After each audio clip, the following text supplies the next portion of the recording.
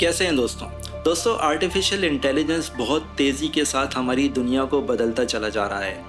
आप सबने chat GPT का नाम सुन रखा होगा और आप में से ज़्यादातर लोगों ने चैट जीपीटी को इस्तेमाल भी कर लिया होगा, जो कि आपसे इंसानों की तरह बात करता है। बल्कि आप उससे कोई सवाल पूछें तो वो इंटरनेट पे कहीं ना कहीं से उस सवाल का जवाब ढूंढकर आपको ला देगा। चैट जीपीटी के अलावा भी अब ऐसे सॉफ्टवेयर्स मौजूद हैं जिन पर मैं कोई टेक्स्ट लिखूं तो वो मुझे उस टेक्स्ट के मुताबिक मेरी मर्ज़ी का इमेज जनरेट करके दे देंगे।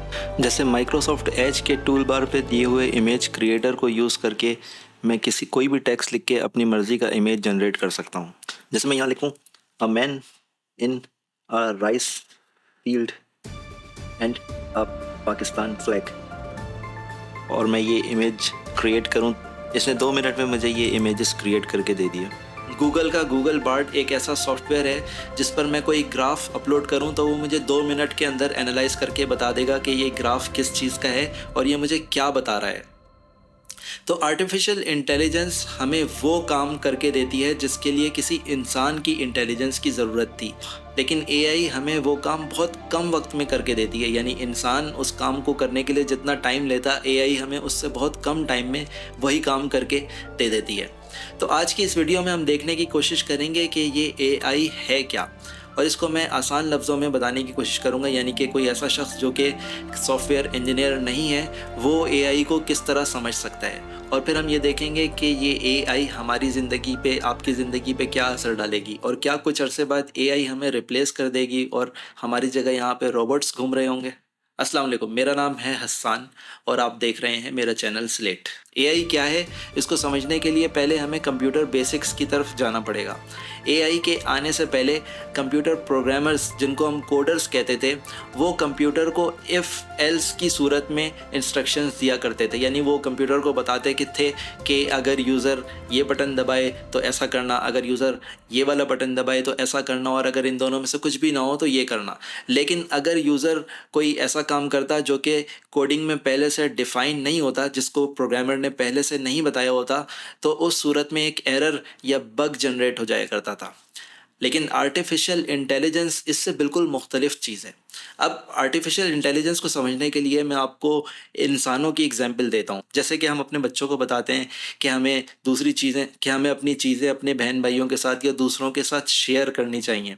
और फिर जब हम देखते हैं कि बच्चे हमारी बात मान के उन चीज़ों को दूसरे के साथ शेयर करते हैं तो हम कहते हैं कि शाबाश, तुमने बहुत अच्छा काम किया। या हम उनको कोई चॉकलेट देते हैं कि तुमने जैसा मैंने तुम्हें कहा था तुमने वैसे ही किया, तो ये चॉकलेट तुम्हारे लिए। तो इस तरह हम बच्चों को एक पॉजिटिव रीइंफोर्समेंट दे रहे होते हैं। और जब हम ऐसा करते हैं तो बच्चों के जहन में एक बायोलॉजिकल न्यूरॉन ग्रो करता है जो कि इस चीज़ को एक पॉजिटिव ट्रेट के तौर पे रजिस्टर कर लेता है। या फिर हम ये करते हैं कि बच्चों को सज़ा देते हैं कि तुमने अपनी चीज़ें अपने बहन भाइयों के साथ शेयर नहीं की थी, इस वजह से जो तुम्हें आज चॉकलेट मुझे देनी थी वो मैं तुम्हें चॉकलेट नहीं दे रहा। तो इस तरह हम पॉजिटिव और नेगेटिव रीइंफोर्समेंट्स के ज़रिए बच्चों को ट्रेन करते हैं, और इस तरह बच्चों के जहन में एक बायोलॉजिकल न्यूरॉन जनरेट होता है जो कि इस चीज़ को पॉजिटिव ट्रेट के तौर पे रजिस्टर कर लेता है।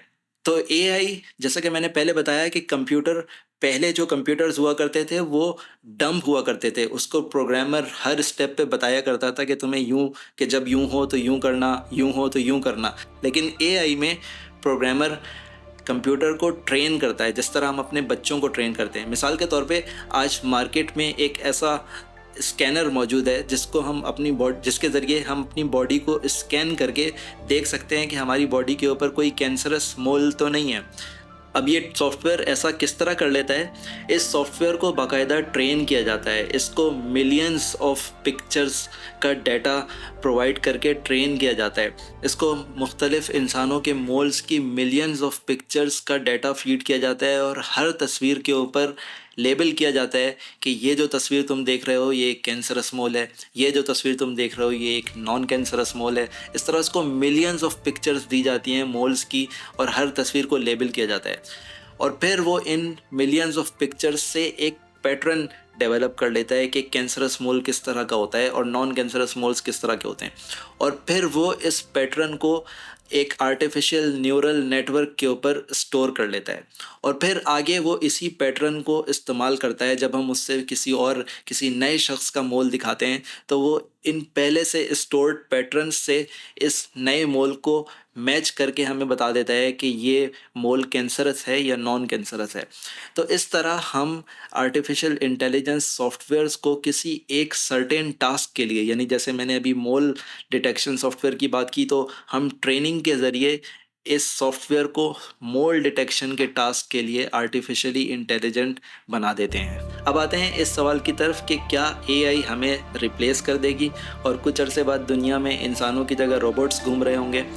तो इसका जवाब समझने के लिए पहले हमें ये समझना पड़ेगा कि एआई सॉफ्टवेयर्स दो तरह के होते हैं। जो मैंने अभी आपको एग्जांपल दी मोल डिटेक्शन सॉफ्टवेयर की, ये सिर्फ इस काम के अंदर, यानी सिर्फ मोल डिटेक्शन के काम के अंदर ये सॉफ्टवेयर आर्टिफिशियली इंटेलिजेंट होता है। अगर आप इससे कहें कि मेरी आँख भी चेक करके बता दो कि मेरी आँख ठीक देखती है या नहीं देखती, तो ये ऐसा नहीं कर सकता।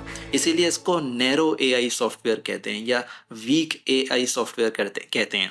जबकि जो एआई का हॉलीवुड वर्जन है, जो आप देखते हैं ब्लेड रनर में और टर्मिनेटर में, जो रोबोट घूम रहा है, वो रोबोट जहाज़ भी उड़ा रहा है, ट्रेन भी चला रहा है और टैंक भी उठा के फेंक देता है, कंप्यूटर भी चला रहा है, इसको कहते हैं एजीआई, आर्टिफिशियल जनरल इंटेलिजेंस। यानी ये वो रोबोट्स होते हैं जो कि इंसानों की तरह, जिनके अंदर जनरल इंटेलिजेंस होती है। ये इंसानों की तरह किसी भी काम को बहुत कम अरसे में देख के खुद ही सीख भी सकते हैं और ख़ुद ही उस किसी एक तजुर्बे को किसी और जगह पे अप्लाई भी कर सकते हैं, और ये सब कुछ इंसानों की तरह कर सकते हैं।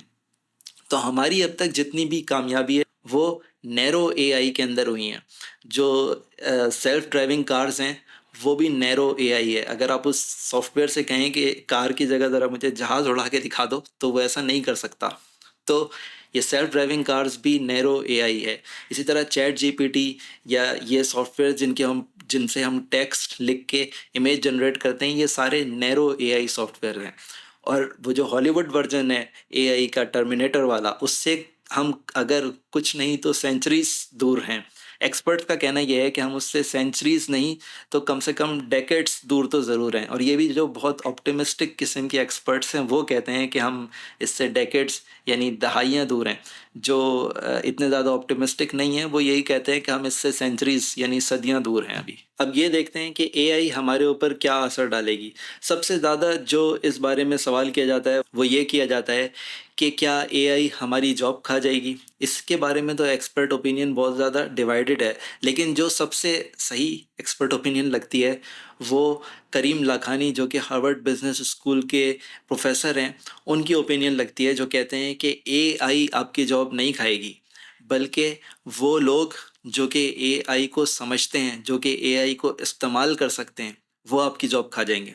मिसाल के तौर पे आज से 25-30 साल पहले जो लोग ऑफिस में काम किया करते थे, वो लोग अगर इस बात पे इसरार करते कि वो वर्ड, एमएस ऑफिस नहीं सीखेंगे, तो कोई शख्स जो कि एमएस ऑफिस को जानता था वो उनको रिप्लेस कर सकता था, क्योंकि वो ऐसे शख्स के मुकाबले में बहुत ज़्यादा काम कर सकता था। तो यही बात करीम लाखानी का कहना है कि आज की एआई के लिए भी एप्लीकेबल है कि जो लोग इस एआई को इस्तेमाल कर सकेंगे वो उन लोगों के मुकाबले में जो कि एआई को इस्तेमाल करना नहीं जानते बहुत ज़्यादा एफिशिएंट होंगे और उनसे बहुत कम वक्त में बहुत ज़्यादा और बहुत एफिशिएंट काम करके दे सकते हैं। और एआई से सबसे पहले जो सबसे ज़्यादा फील्ड मुतासर होती हुई नज़र आती है वो हमारी एजुकेशन इंडस्ट्री है। सबसे पहले तो चैट जीपीटी को ही आप एक पर्सनल प्रोफेसर की तरह यूज़ कर सकते हैं। आप उससे किसी भी टॉपिक पे मुख्तलिफ़ तरह से सवाल करें और वो मुख्तलिफ़ तरह से उसी टॉपिक पे आपको जवाब देगा। मिसाल के तौर पे आप चैट जीपीटी से कहें कि ज़रा मुझे पार्टिकल फ़िज़िक्स ऐसे समझाओ जैसे मैं कोई 5 साल का बच्चा हूँ, और फिर वो आपको आसान अल्फाज में पार्टिकल फ़िज़िक्स ऐसे समझाएगा जैसे आप 5 साल के बच्चे हैं। और सिर्फ चैट जीपीटी नहीं, अब ऐसे एडॉप्टिव लर्निंग प्लेटफॉर्म्स मौजूद हैं, जैसे कि न्यूटन अल्टा एक प्लेटफॉर्म है जो कि एआई सॉफ्टवेयर्स और एल्गोरिदम्स की मदद से हर स्टूडेंट की स्ट्रेंथ्स और वीकनेसेस को इन टाइम मेजर भी करता है, उसको फीडबैक भी प्रोवाइड करता है और उस स्टूडेंट की स्ट्रेंथ्स और वीकनेसेस के मुताबिक उसको लर्निंग एक्टिविटीज़ और रिसोर्सेज प्रोवाइड करता है। यानी जो हमारी अभी की एजुकेशन इंडस्ट्री है वो तो one size fit for all है ना। वो हर किसी को एक ही तरह का हर किसी को एक ही तरह से ट्रीट करती है, हर किसी के लिए एक ही तरह की लर्निंग एक्टिविटीज़ होती हैं, सबको एक ही तरह से समझाया जाता है। ये लेकिन एडॉप्टिव लर्निंग प्लेटफॉर्म हर स्टूडेंट की नीड के मुताबिक कस्टमाइज लर्निंग एक्टिविटीज़ प्रोवाइड करता है। तो कुछ ही अरसे बाद आप अगर गवर्नमेंट स्कूल में नहीं तो प्राइवेट स्कूलों में तो ज़रूर एआई को इम्प्लीमेंट होता हुआ देखेंगे। तो दोस्तों, कुल मिला के बात यह है कि हम इस वक्त एक ऐसी दुनिया में रह रहे हैं जहाँ पे अगरचे बहुत ज़्यादा चैलेंजेस हैं लेकिन बहुत सारी अपॉर्चुनिटीज़ भी मौजूद हैं। अगर आप सीखना चाहें तो आपको ऐसे ऐसे रिसोर्सेज फ्री में ही अवेलेबल हैं कि आपको कोई रोकने वाला नहीं होगा। आज की इस वीडियो के लिए इतना ही। अगर आपको ये मेरी वीडियो पसंद आई और आप चाहते हैं कि मैं ऐसी मज़ीद वीडियोस बनाऊं तो इस वीडियो को लाइक करें और कमेंट्स में ज़रूर लिखिएगा।